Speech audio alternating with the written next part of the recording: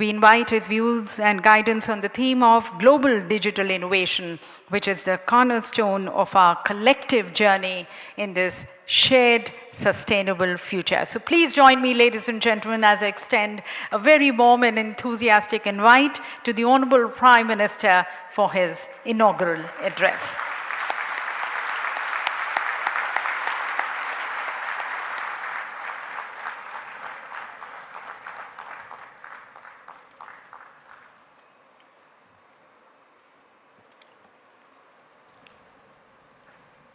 मंच पर उपस्थित केंद्र सरकार में मेरे साथी, मोबाइल और टेलीकॉम इंडस्ट्री से जुड़े सभी महानुभाव, सम्मानित अतिथिगण, देवियों और सज्जनों, इंडिया मोबाइल कांग्रेस के इस 7वें एडिशन में आप सबके बीच आना अपने आप में एक सुखद अनुभव है। 21वीं सदी की तेजी से बदलती हुई दुनिया में ये आयोजन करोड़ों लोगों का भाग्य बदलने की क्षमता रखता है। एक समय था जब हम फ्यूचर की बात करते थे तो उसका अर्थ अगला दशक या 20-30 साल बाद का समय या फिर अगली शताब्दी होता था। लेकिन आज हर दिन टेक्नोलॉजी में तेजी से होते परिवर्तन के कारण हम कहते हैं the future is here and now.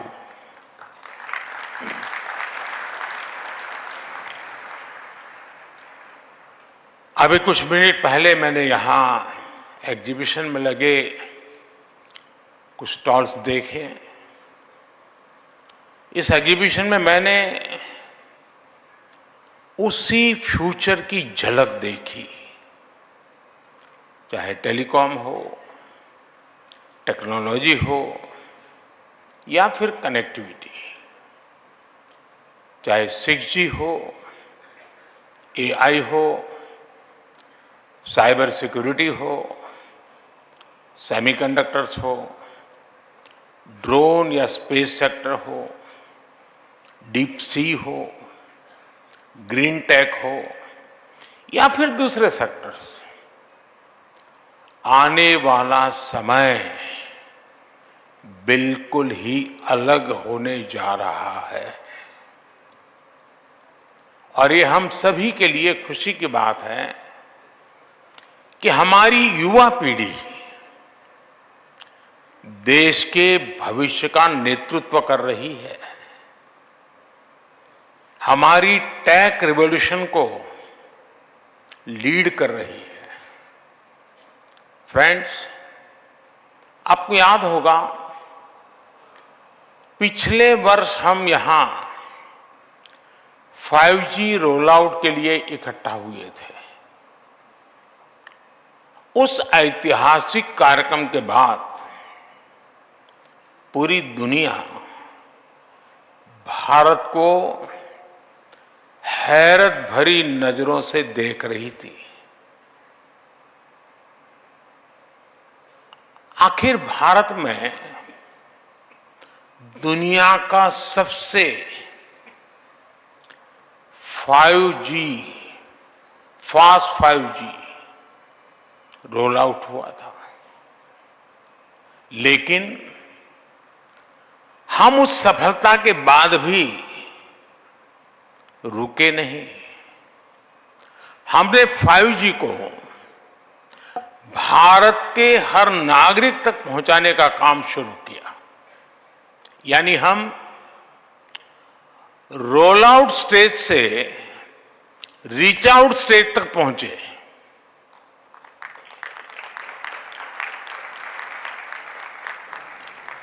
साथियों, 5G लॉन्च के एक साल के भीतर ही भारत में करीब 4 लाख 5G बेस स्टेशंस बन गए हैं।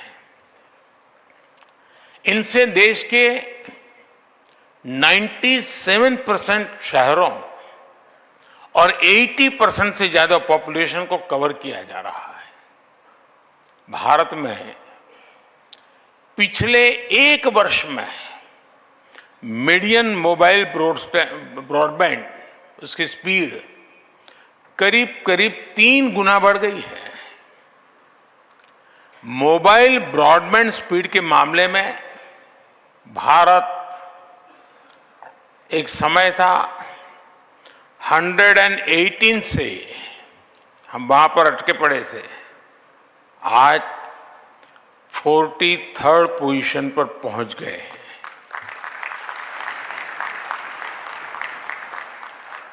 हम न सिर्फ भारत में तेजी से 5G का विस्तार कर रहे हैं, बल्कि 6G के क्षेत्र में भी लीडर बनने की दिशा में बढ़ रहे हैं। हमारे यहां 2G के समय क्या हुआ था, शायद नई पीढ़ी को पता नहीं होगा, लेकिन मैं इसका वर्णन नहीं करूंगा, वरना शायद मीडिया वाले उसी बात को पकड़ेंगे और किसी चीज को बताएंगे नहीं।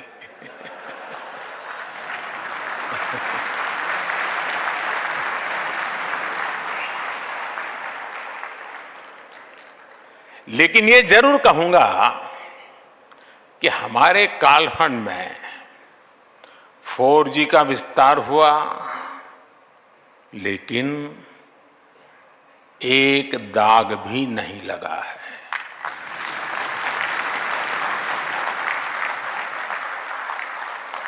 मुझे विश्वास है कब 6G में भारत दुनिया को लीड करेगा।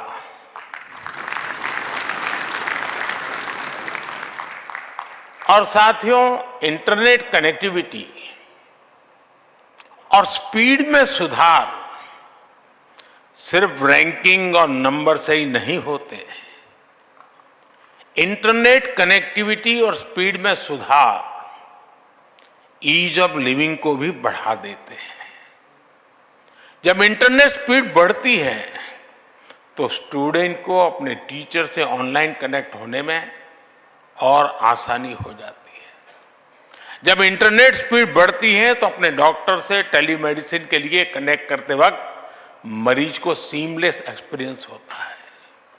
जब इंटरनेट स्पीड बढ़ती है तो टूरिस्ट को किसी लोकेशन तलाशने के लिए मैप्स का इस्तेमाल करने की परेशानी नहीं आती।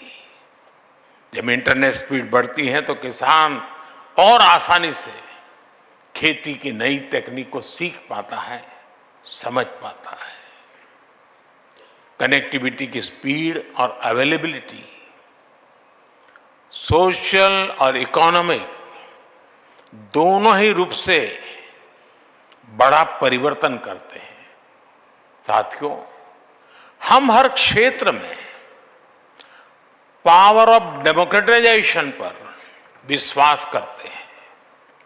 भारत में विकास का लाभ हर वर्ग, हर क्षेत्र तक पहुंचे। भारत में संसाधनों का सभी को लाभ मिले, सभी को सम्मानजनक जीवन मिले और सभी तक टेक्नोलॉजी का फायदा पहुंचे। इस दिशा में हम तेजी से काम कर रहे हैं और मेरे लिए यही सबसे बड़ा सामाजिक न्याय है। नागरिकों के लिए access to capital, access to resources and access to technology हमारी सरकार की प्राथमिकता है।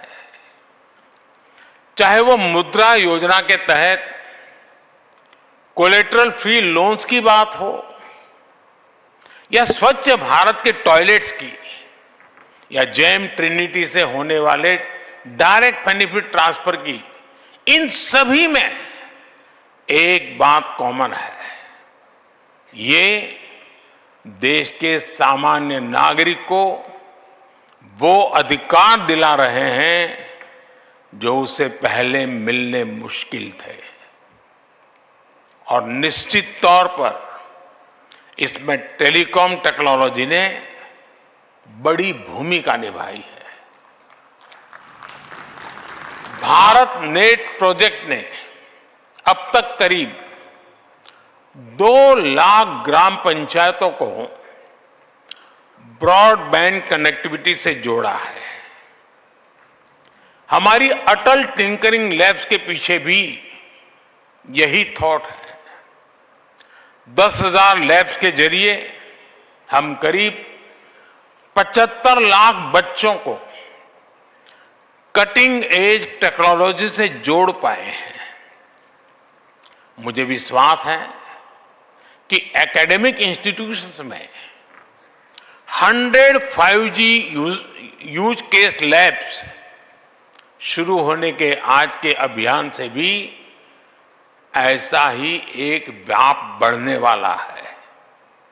नई पीढ़ी को जोड़ने का एक बहुत बड़ा इनिशिएटिव है ये।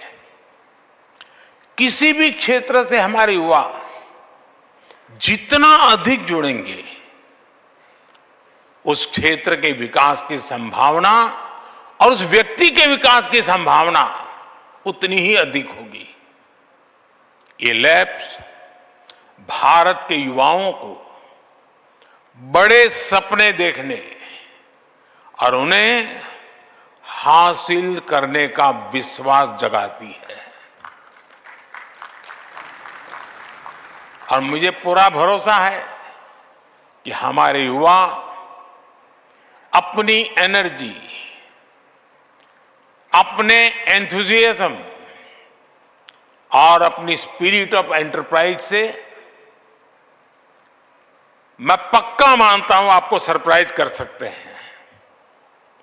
कई बार वो किसी पर्टिकुलर टेक्नोलॉजी से ऐसे ऐसे काम करेंगे जिनके बारे में उस टेक्नोलॉजी को बनाने वालों ने भी नहीं सोचा होगा। इसलिए मैं अभी कुछ दिन पहले एक वीडियो देख रहा था। हमारे देश के लोगों की सोच कैसी है, और ड्रोन का ये भी उपयोग हो सकता है।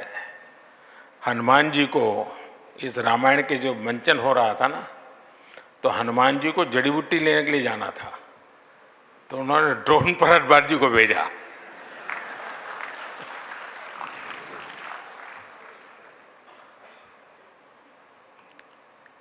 इसलिए ये अभियान हमारे नौजवानों में इनोवेशन कल्चर को बढ़ावा देने की दिशा में एक स्वागत योग्य कदम है।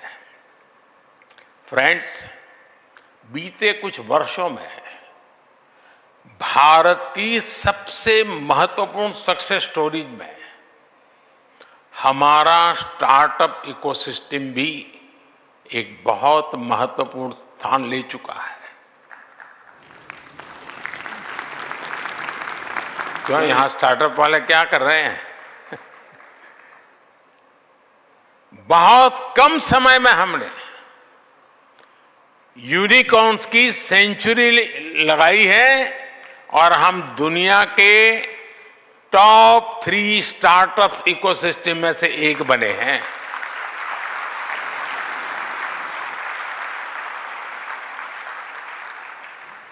2014 में हमारे पास, मैं 2014 क्यों कह रहा हूं पता है ना? वो तारीख नहीं है, एक बदलाव है।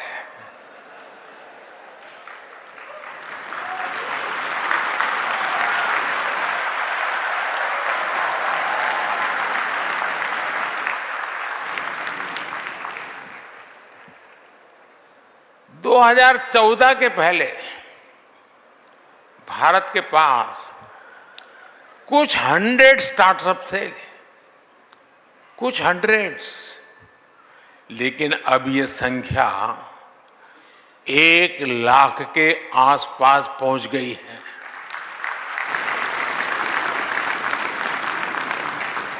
ये भी बेहद अच्छा है कि स्टार्टअप्स को मेंटर और एनकरेज करने के लिए इंडिया मोबाइल कांग्रेस ने एस्पायर प्रोग्राम की शुरुआत की है। मुझे विश्वास है कि आपका एक कदम भारत के युवाओं की बहुत मदद करेगा। लेकिन साथियों, इस पड़ाव पर हमें यह भी याद रखना होगा कि हम कितना दूर आए हैं और इतना दूर किन परिस्थितियों के बाद आए हैं। आप 10-12 साल पहले के मोबाइल फोन्स को याद करिए। तब आउटडेटेड फोन की स्क्रीन घड़ी घड़ी हैंग हो जाती थी। ऐसा ही होता था ना? जरा बताइए ना। चाहे आप स्क्रीन को कितना भी स्वाइप कर लें, चाहे जितने भी बटन दबा लें, असर कुछ होता ही नहीं था। बराबर है ना? और ऐसी ही स्थिति उस समय सरकार की भी थी।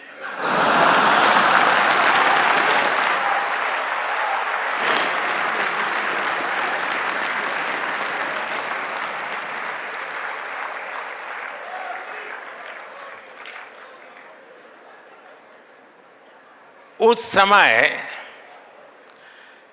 भारत की अर्थव्यवस्था का,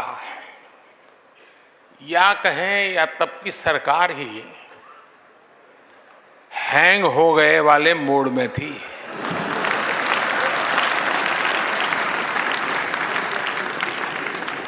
और हालत तो इतना बिगड़ चुका था, रीस्टार्ट करने से कोई फायदा नहीं था। बैटरी चार्ज करने से भी फायदा नहीं था, बैटरी बदलने से भी फायदा नहीं था। 2014 में लोगों ने ऐसे आउटडेटेड फोन को छोड़ दिया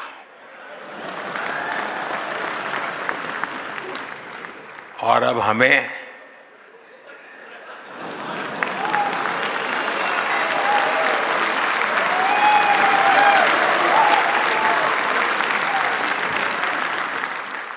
सेवा करने का अवसर दिया। इस बदलाव से क्या हुआ वो भी साफ दिखता है। उस समय हम मोबाइल फोन्स के इंपोर्टर थे, आज हम मोबाइल फोन के एक्सपोर्टर है। तब मोबाइल मैन्युफैक्चरिंग में हमारी प्रेजेंस ना के बराबर थी, लेकिन आज हम दुनिया के दूसरे सबसे बड़े मोबाइल मैन्युफैक्चरर है। तब इलेक्ट्रॉनिक मैन्युफैक्चरिंग के लिए कोई क्लियर विजन नहीं था। आज हम इलेक्ट्रॉनिक मैन्युफैक्चरिंग में करीब 2 लाख करोड़ रुपए का एक्सपोर्ट कर रहे हैं। आपने देखा है कि गूगल ने भी हाल ही में ये घोषणा की है कि वो अपने पिक्सल फोन्स भारत में बनाएगा। सैमसंग के फोल्ड 5 और एप्पल के आईफोन 15 पहले ही भारत में बनना शुरू हो गया है। आज हम सबको इस पर गर्व है कि पूरी दुनिया मेड इन इंडिया फोन्स का इस्तेमाल कर रही है। साथियों, आज जरूरत है कि हम मोबाइल और इलेक्ट्रॉनिक मैन्युफैक्चरिंग में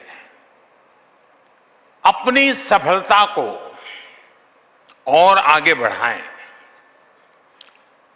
टेक इकोसिस्टम में हार्डवेयर और सॉफ्टवेयर दोनों की सफलता के लिए जरूरी है कि हम भारत में स्ट्रांग सेमीकंडक्टर मैन्युफैक्चरिंग सेक्टर का निर्माण करें। सेमीकंडक्टर्स के डेवलपमेंट के लिए सरकार ने पहले ही करीब 80,000 करोड़ रुपीस की पीएलआई स्कीम चलाई है। आज विश्व भर की सेमीकंडक्टर कंपनियां भारतीय कंपनियों के साथ मिलकर सेमीकंडक्टर असेंबली और टेस्टिंग फैसिलिटीज में इन्वेस्ट करना शुरू कर दिया है। भारत का सेमीकंडक्टर मिशन सिर्फ अपनी डोमेस्टिक डिमांड ही नहीं, दुनिया की जरूरत पूरी करने के विजन पर आगे बढ़ रहा है। साथियों, विकासशील देश से विकसित देश होने के सफर को अगर कोई और तेज करता है तो वो है टेक्नोलॉजी।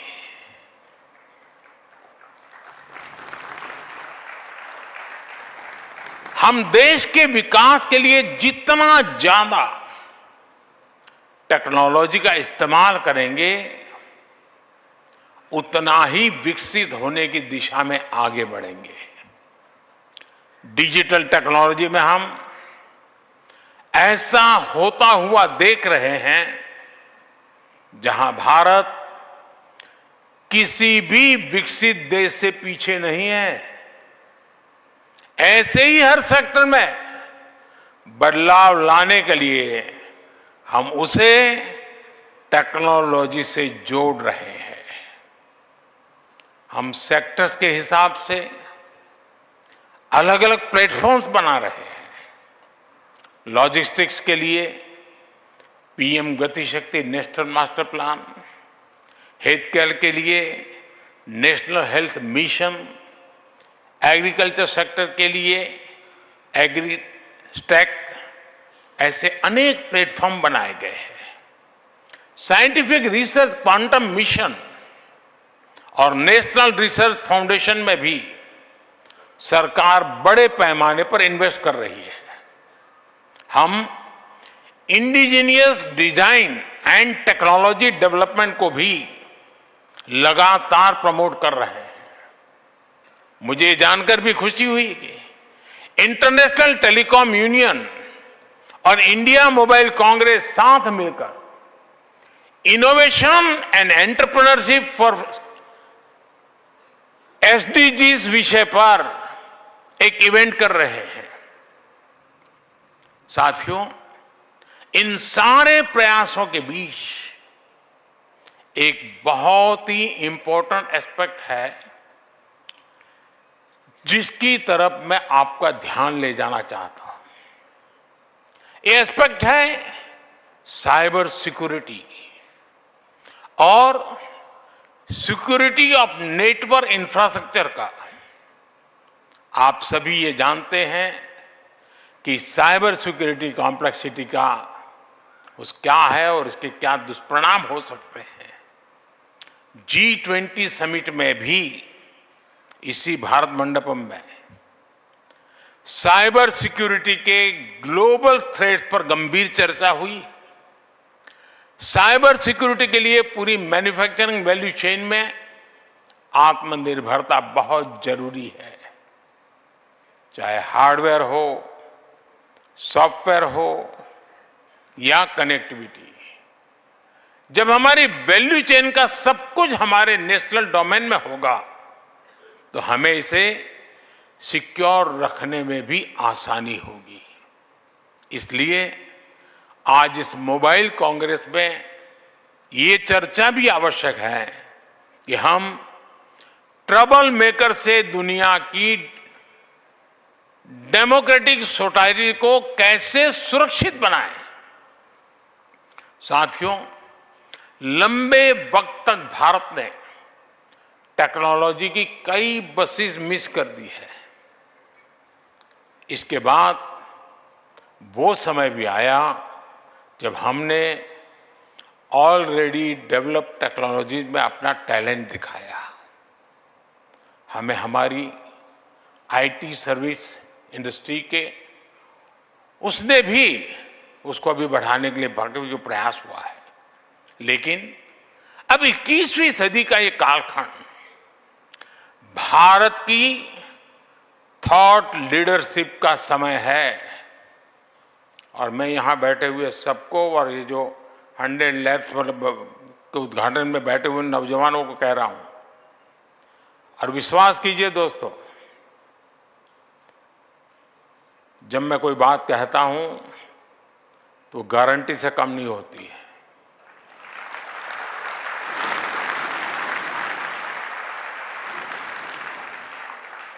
और इसीलिए मैं थॉट लीडर्स वाली बात कर रहा हूं। थॉट लीडर्स एक नए डायमेंशन बना सकते हैं जिसे बाद में दुनिया फॉलो करे। हम कुछ डोमेन्स में थॉट लीडर बने भी हैं, जैसे यूपीआई हमारी थॉट लीडरशिप का परिणाम है, जो आज डिजिटल पेमेंट सिस्टम में पूरी दुनिया का नेतृत्व कर रहा है। इवन कोविड के समय हमने कोविन का जो इनिशिएटिव लिया था, आज भी विश्व उसकी चर्चा करता है। ऐसा वक्त है कि हमें टेक्नोलॉजी के एक्सेलेंट एडॉप्टर और इम्प्लीमेंटर्स के साथ साथ टेक्नोलॉजी का थॉट लीडर भी बनना ही होगा। भारत के पास यंग डेमोग्राफी की ताकत है, वाइब्रेंट डेमोक्रेसी की ताकत है। मैं इंडिया मोबाइल कांग्रेस के लोगों, खासकर इसके युवा सदस्यों को आमंत्रित करता हूं कि वह इस दिशा में आए, आगे बढ़े। मैं आपके साथ हूं। आज एक ऐसे समय में जब हम विकसित भारत बनने की दिशा में आगे बढ़ रहे हैं, थॉट लीडर्स के रूप में आगे बढ़ने का ये ट्रांजिशन पूरे सेक्टर में क्रांतिकारी परिवर्तन ला सकता है। और मुझे विश्वास है, और ये मेरा विश्वास आप लोगों की क्षमता के कारण है। मेरा विश्वास आपके सामर्थ्य पर है, आपकी क्षमता पर है, आपके समर्पण पर है। और इसलिए मैं कहता हूं कि ये हम कर सकते हैं, जरूर कर सकते हैं। फिर एक बार आपको बहुत बहुत शुभकामनाएं। और मैं देश के, दिल्ली के, अगल बगल के इलाके के नौजवानों से आग्रह करूंगा कि वो भारत मंडपम में आए और ये जो एग्जीबिशन लगा है, जिसकी टेक्नोलॉजी में रुचि है, टेक्नोलॉजी भविष्य में जीवन में कैसे नए नए क्षेत्रों को छूने वाली है, उसको समझने के लिए ये बहुत बड़ा अवसर है। मैं सबसे आग्रह करूंगा, मैं सरकार के सभी विभागों से भी आग्रह करूंगा कि उनकी जो टेक्नोलॉजी की टीम हो वो भी यहाँ आकर इन चीज़ों को देखे। फिर एक बार आप सबको बहुत बहुत शुभकामनाएं। धन्यवाद। बहुत बहुत धन्यवाद माननीय प्रधानमंत्री जी, सभी को रिचार्ज करने का, रीइग्नाइट करने का, इंस्पायर करने का कि भारत विश्व का थॉट लीडर बने। और यहाँ पर युवा शक्ति पर आपका विश्वास, आपकी अंतर्दृष्टि, आपका मार्गदर्शन निस्संदेह सभी को डिजिटल दुनिया में नए क्षितिज तलाशने के लिए प्रेरित करेगा। बहुत बहुत धन्यवाद प्रधानमंत्री जी।